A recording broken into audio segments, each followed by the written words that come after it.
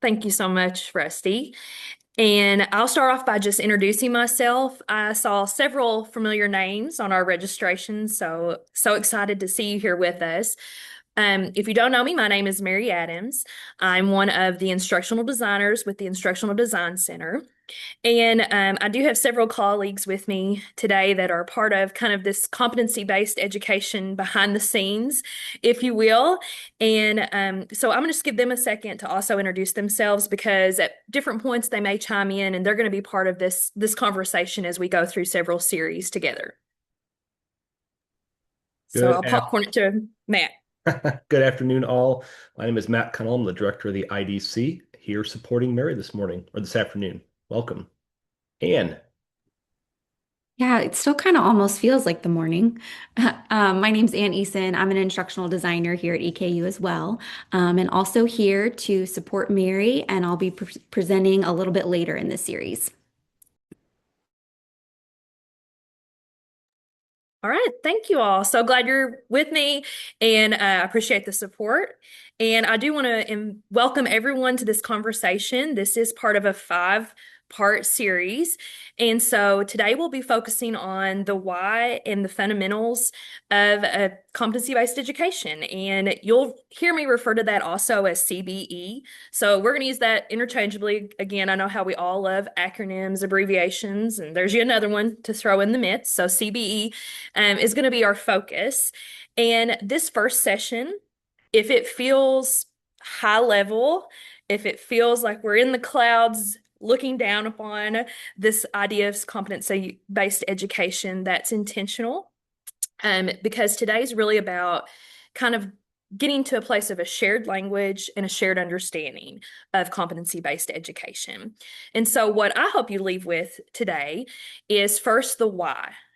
Why are we talking about CBE? Why are we talking about it here at EKU? And so why is it something that our institution is looking at as a possible option? I use I guess, metaphor of another buffet line, if you will, into the services and the way that we're going to present learning to students. And then we'll also talk about who benefits from a CBE model. What type of learners, what type of programs really can see the benefit from this type of modality of learning. So that's going to be the beginning. We'll talk about the why, and then we'll zoom in on the fundamentals. I'll try not to use too many sports references with fundamentals, especially, if you watch the UK game a little bit ago, we won't go there, I guess. But what makes a course a CBE model? What makes it CBE at its core? What makes it different than a synchronous course or an asynchronous course?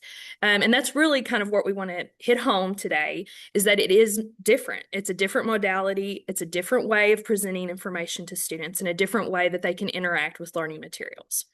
And then we'll do a little myth busting. We'll try to break up any misconceptions that are common when it comes to the conversation about CBE. And hopefully you'll leave here today with that fog lifted and really understand why we're looking at this and what makes a course a CBE, makes it part of the CBE model. So that's our goals today.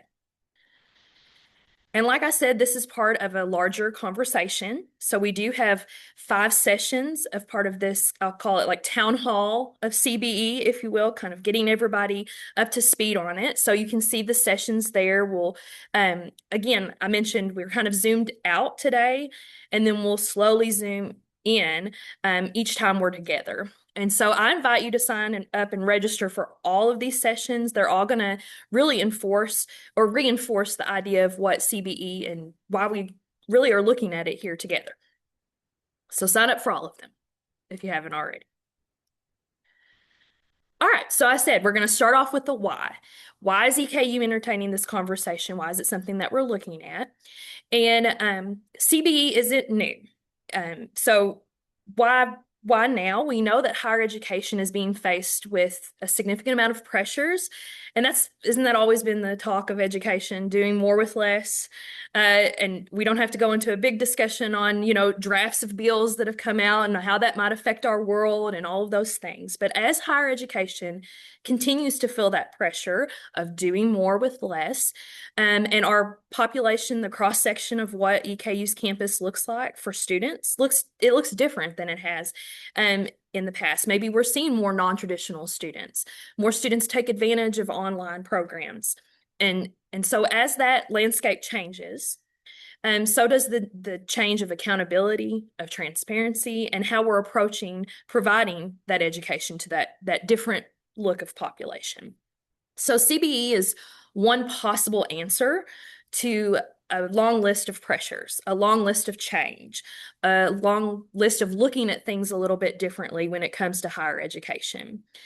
And so accountability and transparency aren't scary concepts. I think they're good. I think it's good for us to kind of rise to the occasion about what we're doing and what we're doing well here at EKU and how we can meet those pressures.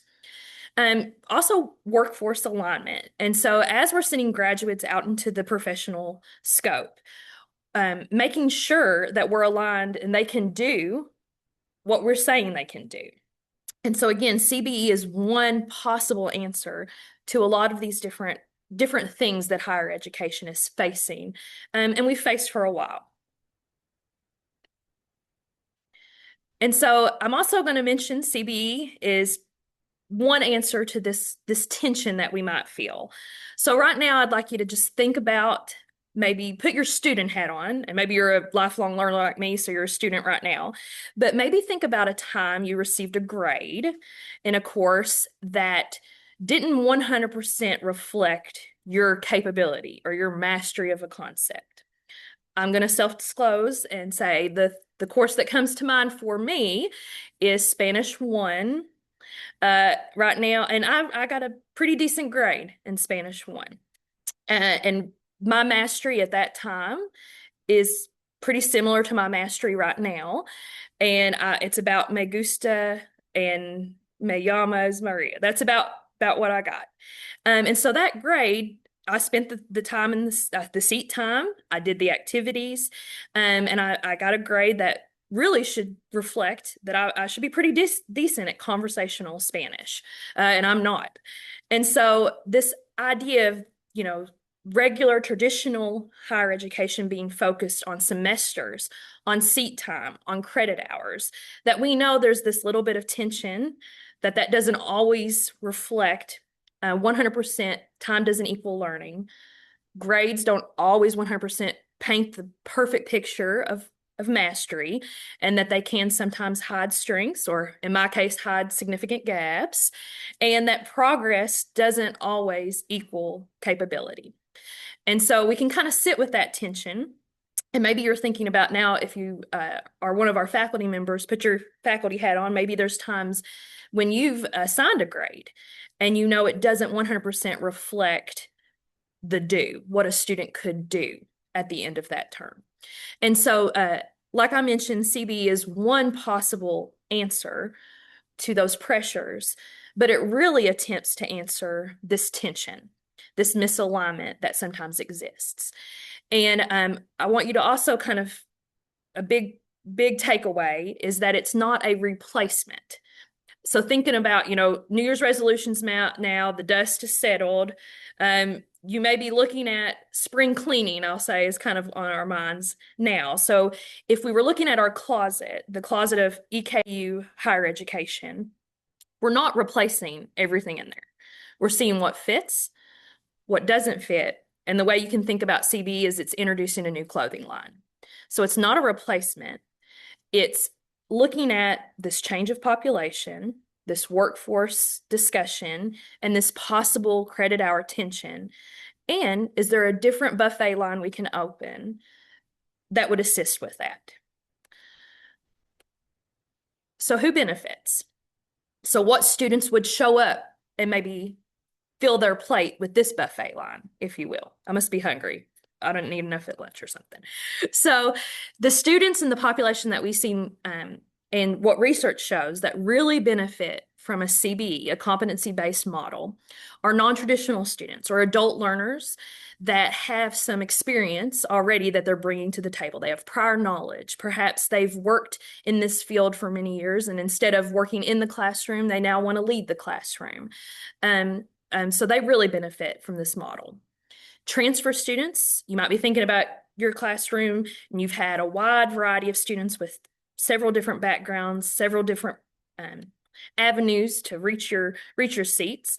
And this kind of levels the playing field so you can make sure that when students are progressing through your material, again, we're addressing that misalignment. Programs that have licensure or performance expectations can benefit from a CBE model because if we're going to send students out to the world with this license or this credential and say, yes, they can do this, CBE can really prove that they can do it. They're masters of it. Not only can they do it, they can do it well. And then students that benefit from clarity and transparency also benefit from a CBE model. So that's the why. That's my sales pitch on why you should sign up for all of these 5 sessions. These are the type of students, and this is not an exhaustive list, obviously, of who benefits. These are the main ones. So now let's talk about the fundamentals. This is the only sports reference. This is the only one. Okay. So CBE didn't come out of left field. I mentioned that earlier. It's not necessarily a brand new concept. And the good news is it's already grounded in things that we know work in good course design. So CBE is going to be something that when we're looking at this modality, we're going to center that on mastery learning. You're going to hear the word mastery over and over and over again. And Bloom's taxonomy being one reference tool that we use to really center that mastery language. Backwards design. We know that equals a great course design, thinking about the end in mind. And I would say CBE kind of takes that like backwards design on steroids, if you will, because you could even zoom out at the program level. We're looking at that end result, that degree, and going backwards all the way to a course level, to a course objective, and taking that competency and moving it backwards. Outcomes-based education, universal design for learning, student choice in there. We know these are all great concepts. And one major component of CBE is the idea of assessment being for learning and of learning, but I'm going to say of mastery. So assessment and authentic assessment and assessment design is really the backbone to a very strong CBE course.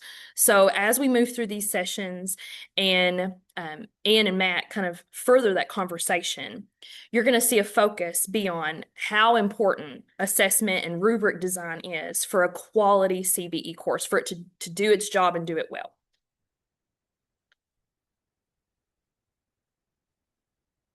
So we know all of that's things that we feel good about, we know works. So you might be sitting there and being like, this just sounds like good course design. I already do these things. I don't really see how this is any different. And so let's talk about what CBE is and how it might be different than a traditional course or synchronous or asynchronous. So outcomes, competencies are going to drive design. You're going to see that language, those program competencies show up on the rubrics within your courses. Assessments measure mastery. So I mentioned assessments of learning and assessments for learning. So that, again, that language can be formative and summative assessments, but those really drive the progression.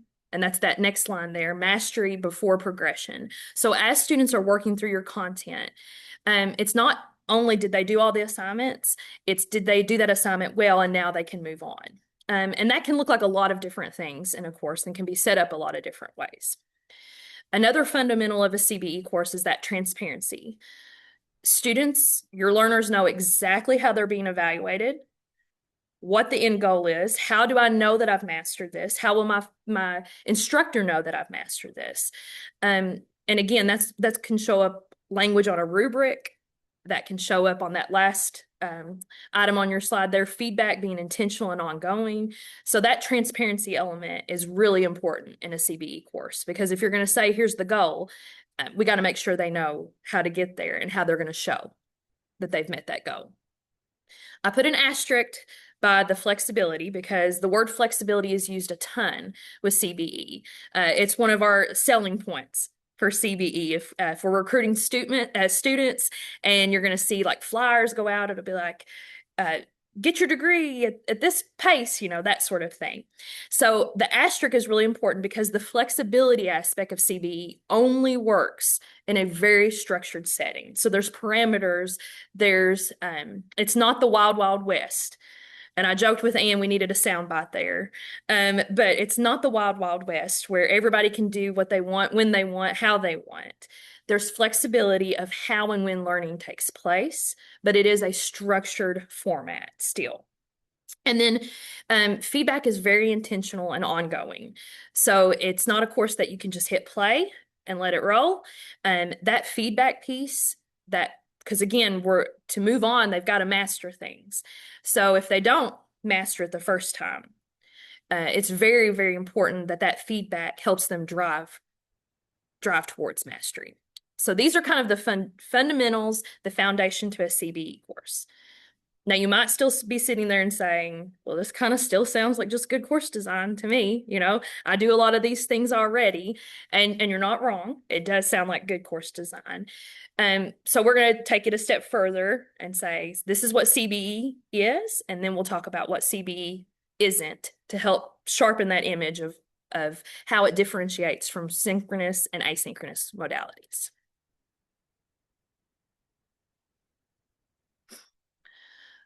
So this is the Mythbuster moment. These are common misconceptions when I've heard candid conversations about CBE. These are things that I've heard. So what do you think?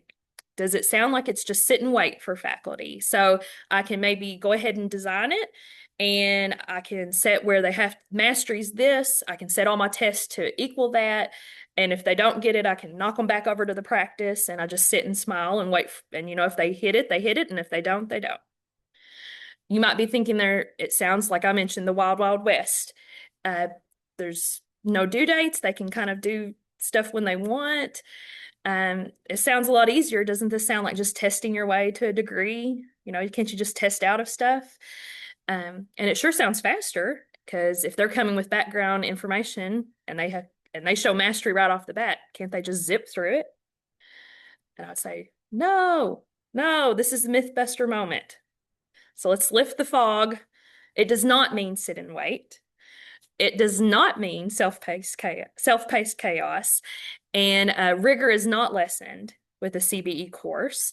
And in fact, it can feel more rigorous because students, they can't hide behind good faith effort. They can't hide behind group work, being a good teammate, and just turning everything in, because they do need to turn things in. But again, they have to show that they met certain criteria on all those things they turn in. And then it doesn't necessarily mean faster, because I'm going to sit and work with things that are more challenging to me in this course. And what that looks for me might take me a whole lot longer than Ann, who's just going to master it and zip right through it. So just because it might sound like it has some flares and there might be moments it moves faster, there might be moments of a CBE course where it's self-paced, it doesn't mean this means 100% CBE is sit and wait, self-paced, easier and faster. So erase that from your mind. The fog is lifted, the picture's clear, hopefully. One really big misconception is that CBE is asynchronous. It's an online course. And again, I have that adaptive release component. And so therefore it's CBE. And I've got really good rubrics. My assessments are authentic. So it's 100% CBE if I've got a really well-designed online course. And that's not necessarily true. My joke for this is not asynchronous, or CBE can be a rectangle or an asynchronous course, but an asynchronous course doesn't necessarily equal a rectangle or a CBE or something like that. Okay. So CBE courses can be asynchronous, but just because something is asynchronous, runs with a self-paced flair, has outcome language on its rubrics, those don't just necessarily go together. It's really about when instruction happens and how learning is evaluated. That's going to separate them out. And CBE can exist in lots of formats. It can be in face-to-face courses. It could be in a hybrid environment, and it certainly can. And I would say a high percentage of courses that are CBE do exist in the online atmosphere, but it can't exist in all formats. Okay, so that's kind of the big misconception, that it's got to be asynchronous, and just because I have these things in my asynchronous course, it must be ready to go, must be CBE, and that's not necessarily true. So again, big takeaway, it is its own separate modality. You have synchronous, asynchronous, and CBE. Asynchronous and synchronous being kind of our most common modalities when we hear that in hybrid. We'll throw that in there, the language as well. But really want to spend some time talking about what makes CBE different than these two other modalities. And to do that, I've got a fake course that we're going to look at and some students enrolled in this course. And we're going to see what their experience looks like in each of these modalities. And so my disclaimer, the fine print before we jump into my course is, again, remember we're in the clouds today in this session. Okay, so it's zoomed out. This is an oversimplified version of a course, so keep that in mind. The other disclaimer is there's a million ways to skin a CBE. Okay, so what I show you is this version of CBE is not the end all be all, the only one-stop shop. Just like there's 10,000 ways to set up a wonderful, well-designed synchronous or asynchronous course. We're going to talk about some fundamental things that make it a CBE course, but my setup is not the only way to set up a CBE course. And we'll talk about kind of the moments where there'll be some flexibility in that. And so we're going to go ahead and jump into Bike Riding 101. All right, that's the course I've designed, and I want to show it to you in some different modalities. And for simplicity's sake, this is the competency that we're looking at. Now, we know most courses would have several competencies that they would address, but play along. So we just have one in this one. And by the end of this course, students need to be able to demonstrate safe and independent bike riding techniques. And that is a program level competency. That's not just Bike Riding 101 for this degree that this course falls in. That's going to be a competency we see in the professional realm of bike riding. And then I have written these outcomes/objectives. We're going to use those words interchangeably when we talk about CBE, outcomes/objectives. And I've written those to align, and this is how I'm going to measure mastery of that competency in this particular course. I have two students that we're going to kind of highlight as we move through Bike Riding 101. And I joked that I was going to use Dr. Cannell and Ann, but we really couldn't determine who was the better bike rider, so we went with fake student, so I'm sorry about that. But student A, Kirsten, she's non-traditional. She's come to us, she's had several years of experience in a bike riding or a bike shop, and then has several years of experience actually riding a bike. So if you remember when I said what types of students might benefit from a CBE model, she kind of sounds like one of those that we listed as maybe this would fit. We have Tanvi. She's coming to us from her high school. She's a traditional student. She does not have any bike shop experience. She's not worked in this field. And she's been introduced to bike riding, but she has minimal experience as far as actually being able to show that competency. So let's talk about synchronous modality first.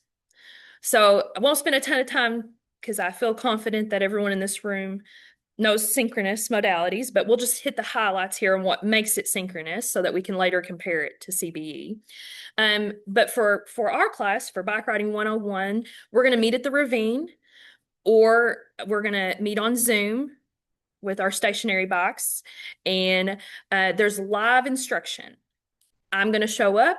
I'm going to instruct how to do certain components of bike riding. I'm going to give real-time feedback. There might be peer engagement to talk about that, some peer review along the way. And flexibility is kind of low because if you miss class, you miss that designed engagement. I've designed this course since it's synchronous. The questions I ask, the interactions are designed to be done in a synchronous setting. So if you miss class, I might post a video of our bike ride through campus that day, but you're not going to get that same immersive experience because it's designed for a synchronous modality. Okay? So this is Bike Riding 101. I decided to offer it 16 weeks. I've chunked it into 3 big units, and I have assessments sprinkled throughout those weeks.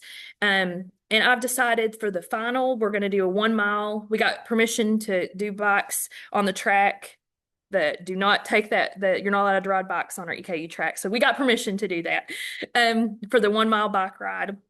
And I'm going to grade students based on just traditional grading and do an average of all the assessments that I've designed within this course. And so now let's look at our 2 students and see how they performed in this synchronous bike riding 101.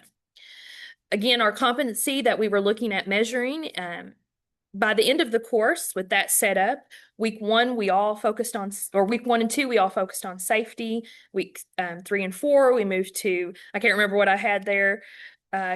Kicking the kickstand, getting started. Week 5 and 6, we moved to beginning and so forth. And we all stayed together on that. That schedule dictated what I taught. And then I would grade students on their assessment, let them know how they did. And then the time ended, so we moved on to the next learning component. So that's how that looked. So Kirsten, again, was our non-traditional student. She had background. By the end of the course, she can ride a bike independently and safely. And depending on how she did on those assessments, she may end with an A, B, or C.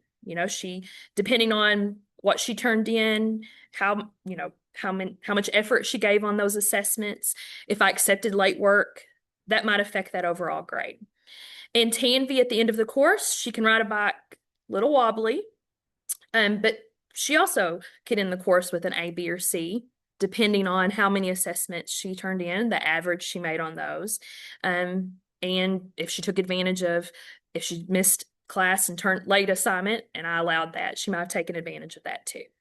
So that's synchronous, what it looks like for Bike Riding 101 and our 2 students. All right, we decided we're also going to offer this asynchronously.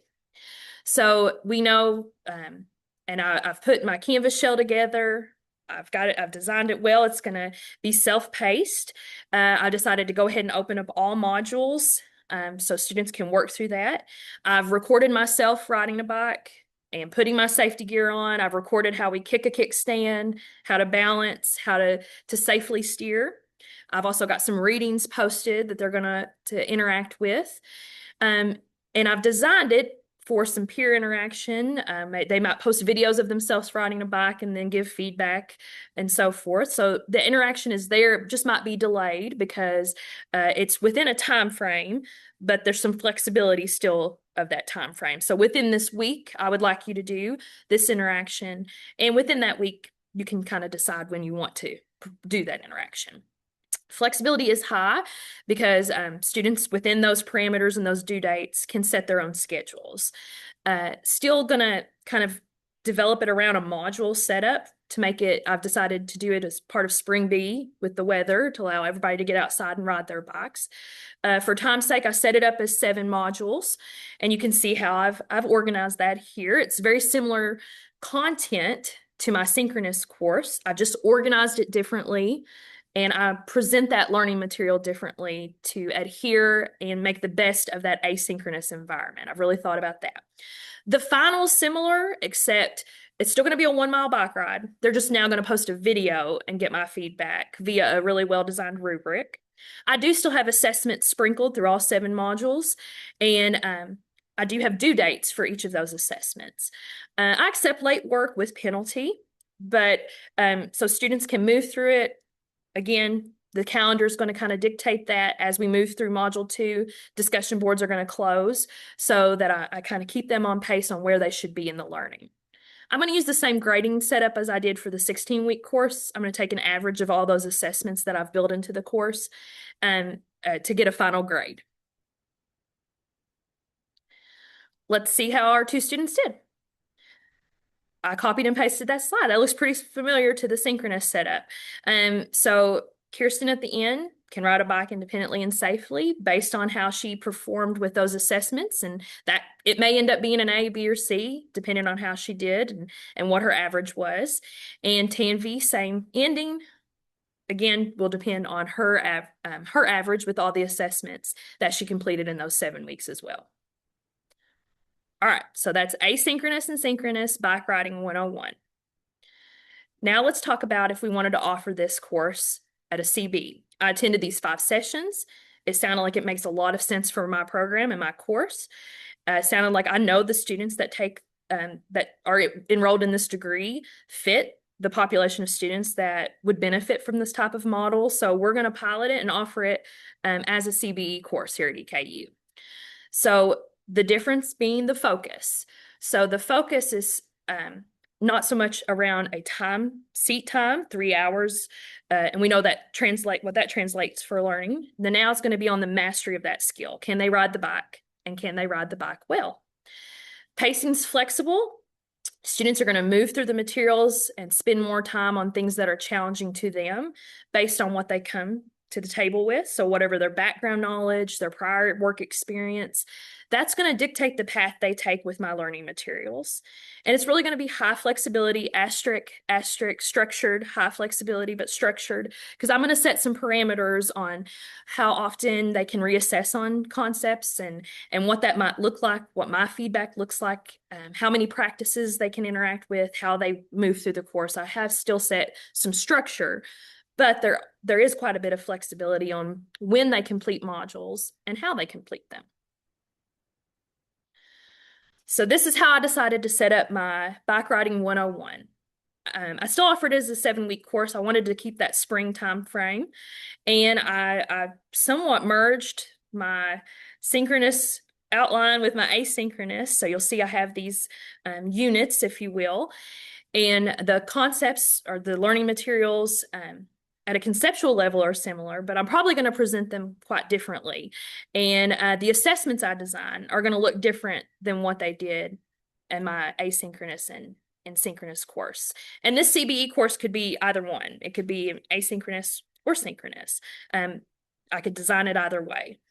And you'll see I decided to name my assessments in their pre-competency assessments because my program decided that our final in this course is really going to be the grade that they get.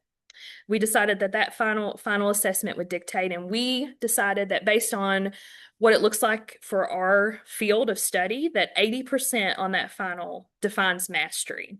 And what that looks like is a little bit of wobbling on the bike's okay.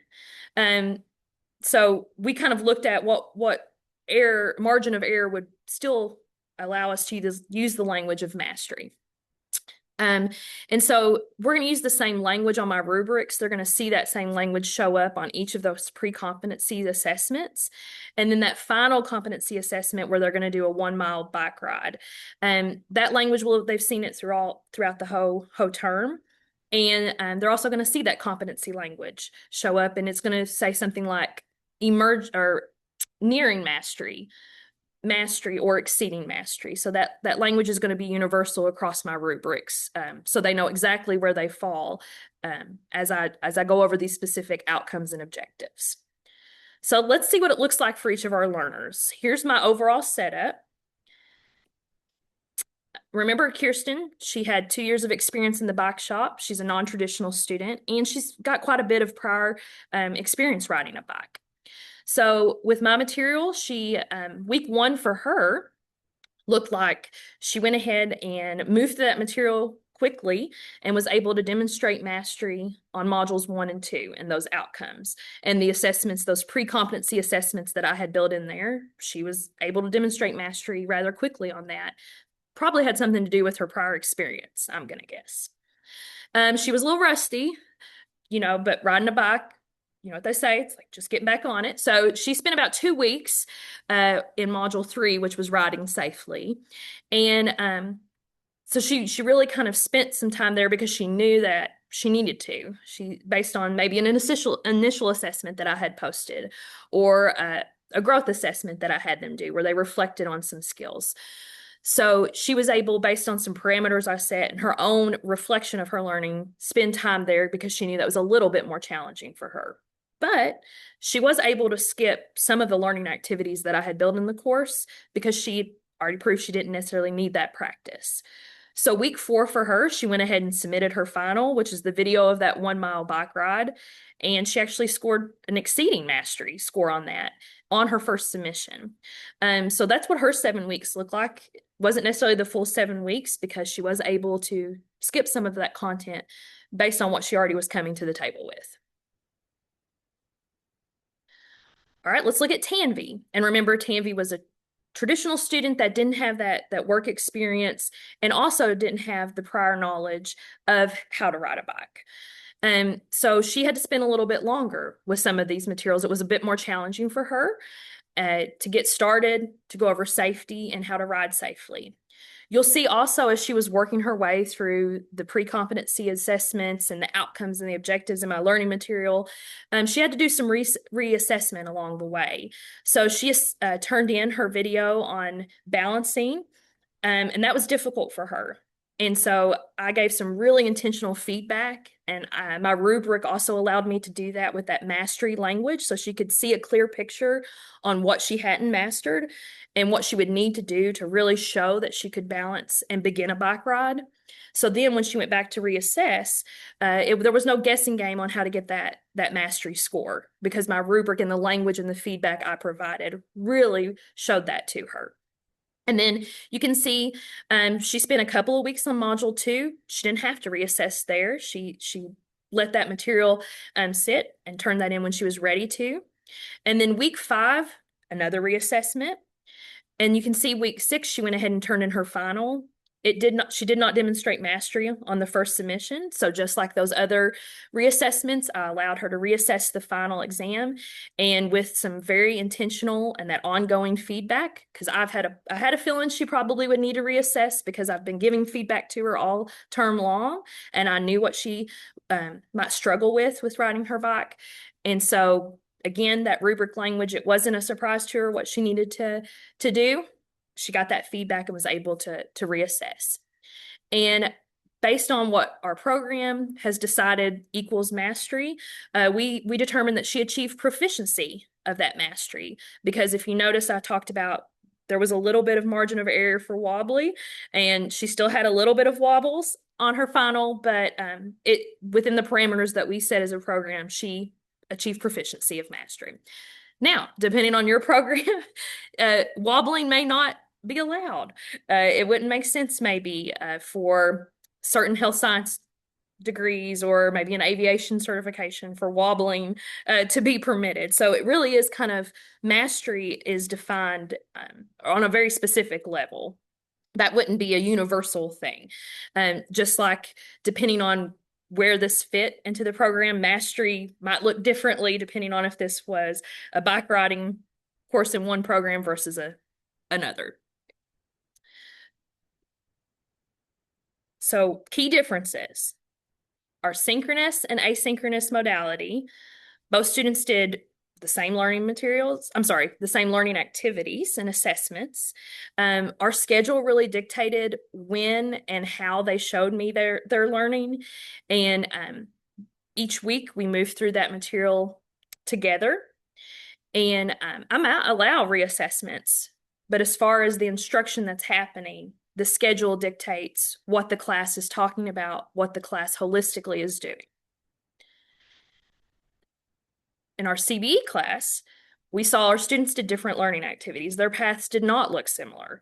Tanvi had to spend quite a bit of time at the beginning getting going, literally getting the bike going. And she had to actually reassess a few times on that, where Kirsten was kind of able to zip through the first 2 modules in the first week because of that prior experience and because of what she's already coming to the table with. And so her past experiences and prior knowledge were rewarded, and that's rewarded via the amount of time spent with challenging concepts. So if she didn't need to spend a significant amount of time in that module, she didn't have to because she demonstrated mastery. And because I've really designed authentic assessments and a very strongly aligned rubric, I can be ensured that she demonstrated mastery with the assessments that I've provided. Because just like any modality, this is strong course design.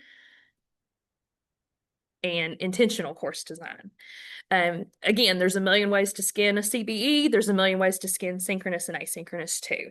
So what we heard how they were different, what the paths look like, what time looks like in that course, how students interact with your learning material, how they move through the assessments.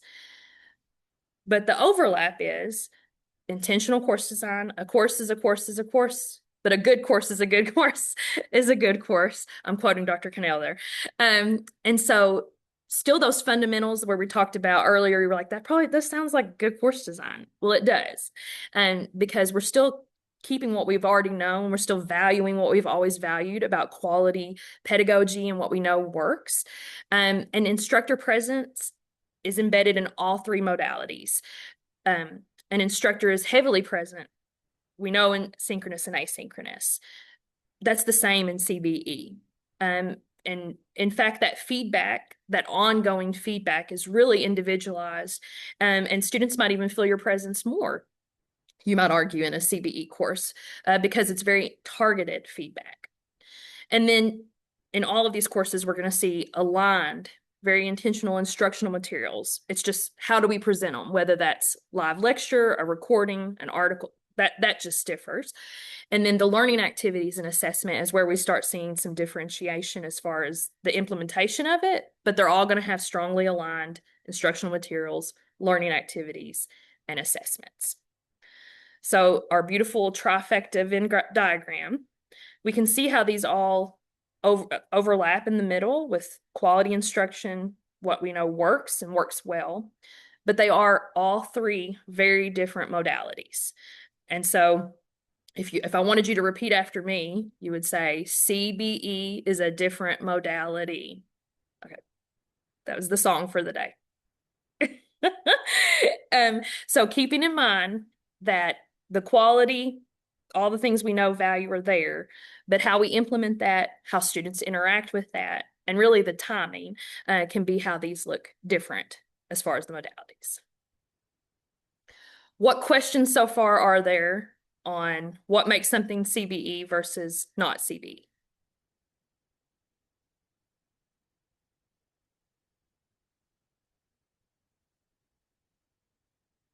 All right, you've mastered it. Very good. Everybody's either Hey, approaching or exceeding. Mary, Yeah.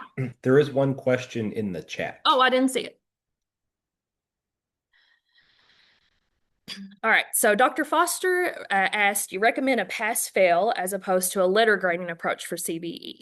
And I would say it really depends. That's going to be your politician answer for today, that it depends. I think it depends on the program and a lot of different things. So grading in CBE is one of those things, just like grading can look very different across synchronous courses and asynchronous, it can look different across CBE courses.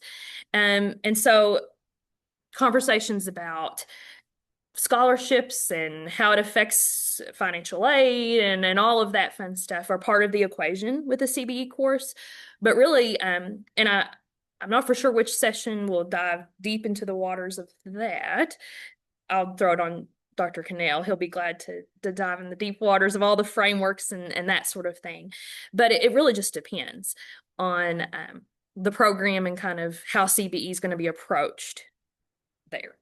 And I'll just add to what Mary said. I think what Mary said is perfect. I can't really enhance that answer, but much like it is different with other modalities, grading is going to be different too. CBE doesn't really fit into, let me put this in air quotes because it's true CBE, does not fit into the mold of what the Department of Ed through financial aid and accreditors and all of those types of things require as far as infrastructure of an institution. So that's why we use terms. That's why we have to do things for financial aid. Grading is going to be no different. A pass fail could certainly work in CBE, an A, B, C, D, F, much like proficient, mastery, exceeds mastery. There could be equivalents there as well. So again, it really depends on your specific programmatic decision and how you're implementing CBE across the board versus just like any other class. Got a question for Matt and Mary. Mhm. Can these be run as separate sections within the term? Could you have a synchronous class over here and then a CBE class that parallels it? Are you saying an identical course or two complementary courses? I'll just pick one. SSE 828. We have a online course running here with 60 students in it, but we have a CBE section that's separate that may have 25 students in it. Same faculty member would be teaching both, but they would be separate from a registration Yeah, perspective.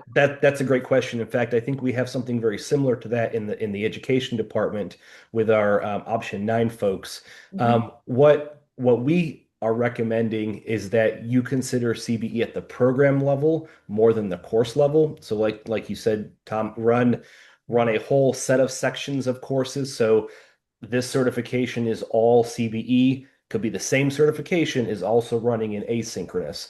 So you could run them in parallel to each other because the audience in those two pathways may be a little bit different. These may be your non-traditional students that come in that maybe have some of that prior knowledge where they can go a little bit faster or again different versus a traditional online program or face-to-face with the same courses, but in a more traditional or structured path. So yes, you can certainly run them parallel. And I think as we've seen in education, that there's a lot of faculty overlap. Great. Thank you. And Not a if I problem. could just piggyback off of that really quickly, just speaking from the education courses that are kind of doing the same thing, the design of the CBE is also very different from the asynchronous and the synchronous sessions, just like Mary just explained. So even though students are essentially interacting with the same content and going through the same course, it looks very different in each of those different modalities. And I think just like today, we're having this town hall where we're kind of getting all on the same page and the shared language, the shared understanding. Um, that we know will look a little bit different when it's actually being applied. I think it's just as important to educate your students about what CBE is and what it isn't, because what they're going to hear is self-paced. Those myths. They might hear self-paced. Woo! No due dates. Oh, sign me up. Faster. Okay, and that's again, those might be CB-esque flares that show up in your course or something like that. But that's not, it's a just a different modality. So that doesn't necessarily mean it's easier, quicker, and those sort of things. So I think it's just as important to educate your student population about what that will look like for them as well. Because my buffet line joke or whatever, it wouldn't be the best plate for everybody, kind of thing. There's certain students that it wouldn't be the best fit for. Maybe. And so there are places, like I said, CB is not necessarily this novel idea that's come out in 2026. It's been around for a bit, and we do see other places that are doing this and doing this well. And so when we're kind of basing our decisions on how EKU wants to approach that to address those pressures and again, widen the opportunities for our students here on campus and on Canvas, we'll look at and see what places have implemented a successful CBE track. And you can see some of the places I've listed here on this slide are places you might already be thinking like, oh, that makes sense why a teacher prep mentioned option 9. That makes sense as that being an option for those students. Or health science tracks with some certification. Obviously, Tom, in your world, I think a lot of pathways make a lot of sense that this track would fit as well. And so as the landscape changes across not only EKU's world, but our educational world, and we'll see a lot of people look into this and see this as an option for students on their campuses. I think Western Governors is a unique one. That whole university, correct me if I'm wrong, is CBE. So that's a unique one. KCTCS, which is obviously around us, has some CBE tracks that they offer as well.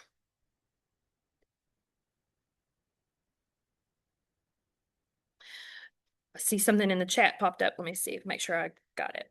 Oh, that's Ann. Post and resources. Thanks, Ann. Oh, I hit a slide. I got excited. Sorry. So our goals. So we at the beginning we talked about the why and the fundamentals. So remember, CBE is not a replacement to traditional education, traditional higher education. It is offering a new option. It's a new clothing line, it's a new buffet line, whatever goofy thing that I've said you want to kind of hold on to.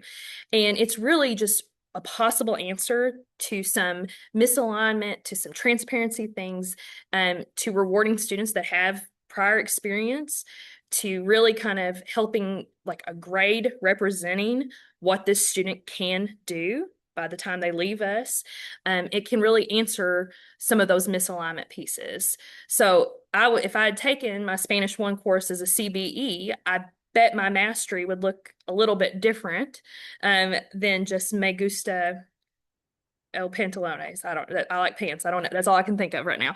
So, again, kind of thinking about the population you serve, what your pathways and programs look like, what your how you're thinking about offering this.